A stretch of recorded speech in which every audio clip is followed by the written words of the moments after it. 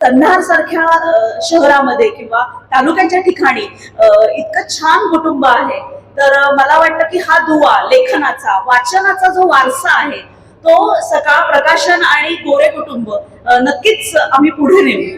आणि फार असं थोडंफार बोलणार नाही, पण हे पुस्तक लोकांपर्यंत जाण्यासाठी आपण ऑडिओ म्हणजे काय म्हणतात ई बुकच्या माध्यमातून आपण ते हे करणार आहोत. तसंच पेपर बॅगच्या माध्यमातून पुस्तक वेगवेगळ्या पातळ्यांवर ते पुस्तक पोहोचवण्याचं काम आपण करतो आहोत. पुस्तक निर्मितीच्या मागे खूप गोष्टी असतात, खूप बारीक बारीक गोष्टी असतात.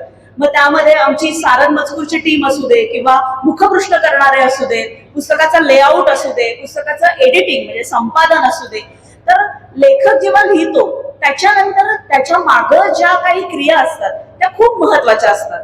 तर माझी जी सेल्स टीम आहे जी पुस्तकं लोकांपर्यंत पोहोचवण्याचं काम करते ते आज सगळे इथे उपलब्ध नाहीयेत किंवा आलेले नाहीयेत, पण त्यांची प्रतिनिधी म्हणून माझं कर्तव्य आहे की ह्या सगळ्यांचं जे काही काम आहे की editing, proofing, layout, cover designing किंवा प्रिंटिंग आणि डिस्ट्रीब्युशन, तर ह्यामध्ये ही सगळी माणसं आज राबतायत.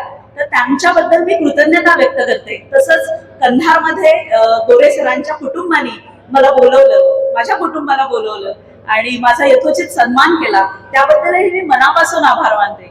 पुस्तक जरूर आज त्यांच्या अमृत महोत्सवाच्या दिनानिमित्त पुस्तक सर तुम्हाला भेट देणार आहे.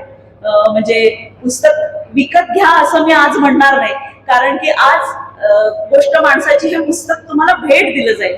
तर मला असं वाटतं की जास्तीत जास्त तुम्हीही वाचावं आणि इतरांना पुस्तक हे विकत घेण्यासाठी रेकमेंड करावं.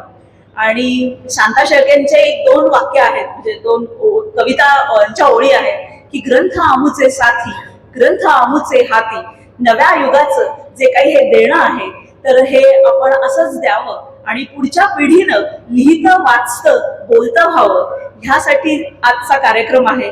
तर आजचे उत्सव मूर्ती बियू गोरे आणि त्यांच्या कुटुंबाला मी मनापासून धन्यवाद देते आणि सर्व पाहुण्यांचे मनापासून स्वागत करते. धन्यवाद.